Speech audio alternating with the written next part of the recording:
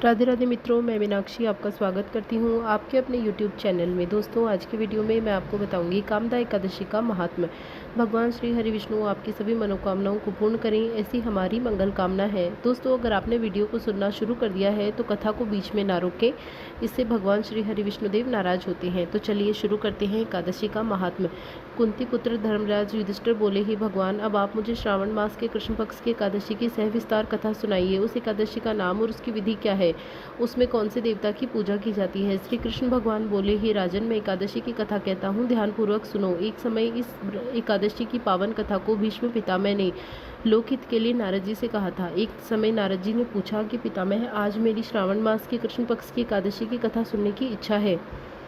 अब आप इस एकादशी की व्रत और विधि सहित सुनाइए। भीष्म पितामह नारद जी के वचनों को सुनकर बोले, हे नारद जी, आपने मुझसे यह अत्यंत सुंदर प्रश्न किया है। अब आप ध्यान लगाकर सुनिए।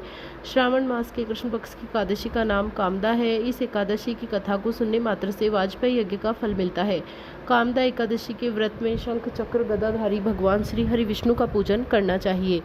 जो मनुष्य इस एकादशी को धूप दीप नैवेद्य आदि से भगवान विष्णु की पूजा करते हैं, उन्हें गंगा स्नान के फल से भी बड़ा फल मिलता है।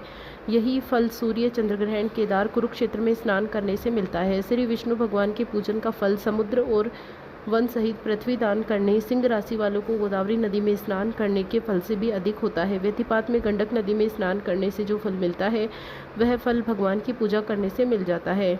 भगवान की पूजा का फल श्रावण मास की कृष्ण पक्ष की एकादशी के फल के बराबर है। अतः भक्तिपूर्वक भगवान की पूजा न बन सके तो श्रावण मास के कृष्ण पक्ष की कामदा एकादशी का व्रत अवश्य करना चाहिए। आभूषण से युक्त बछड़ा सहित गोदान करने से जो फल मिलता है, वह कामदा एकादशी के व्रत से मिल जाता है। जो उत्तम द्विज श्रावण माह के कृष्ण पक्ष की एक कामिदा एकादशी का व्रत करते हैं, श्री विष्णु भगवान की पूजा करते हैं, उसके समस्त वेद नाग किन्नर पितृ आदि की पूजा हो जाती है। हे नारद, स्वयं भगवान ने अपने मुख से कहा है, मनुष्यों को आध्यात्म विद्या से जो फल मिलता है, उसका अधिक फल कामदा एकादशी का व्रत करने से मिल जाता है। इस व्रत को करने से मनुष्य अंतिम समय में अनेक दुखों को युक्त यमराज तथा नरक के दर्शन नहीं करता। कामदा एकादशी के व्रत तथा रात्रि की जागरण से मनुष्य को योनि नहीं मिलती और अंत में स्वर्ग लोक को जाता है।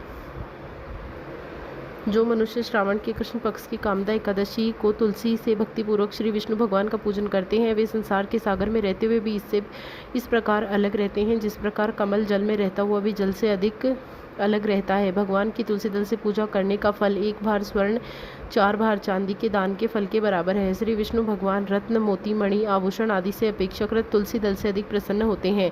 जो मनुष्य भगवान की तुलसी दल से पूजा करते हैं, उनके समस्त पाप नष्ट हो जाते हैं।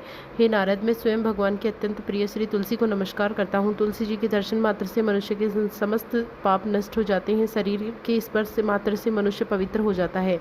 तुलसी को जल से स्नान कराने से मनुष्य की समस्त यम यातनाएं नष्ट हो जाती हैं। जो मनुष्य तुलसी जी को भक्तिपूर्वक भगवान के चरणों में अर्पित करता है, उसे मुक्ति मिलती है। जो मनुष्य एकादशी के दिन भगवान के सामने दीप जलाते हैं, उनके पितृ स्वर्ग लोक में सुधा का पान करते हैं। जो मनुष्य भगवान के सामने घी या तिल के तेल का दीपक जलाते हैं, उनको सूर्य लोक में भी सहस्त्रों दीपकों का प्रकाश मिलता है। इस व्रत को करने से ब्रह्म हत्या ब्राह्मण हत्या सभी पाप नष्ट हो जाते हैं और इस लोक में सुख भोगकर अंत में विष्णु लोक को जाते हैं। इस कामदा एकादशी के महात्म्य के स्वर्ण और पठन से मनुष्य स्वर्ग लोक को जाते हैं।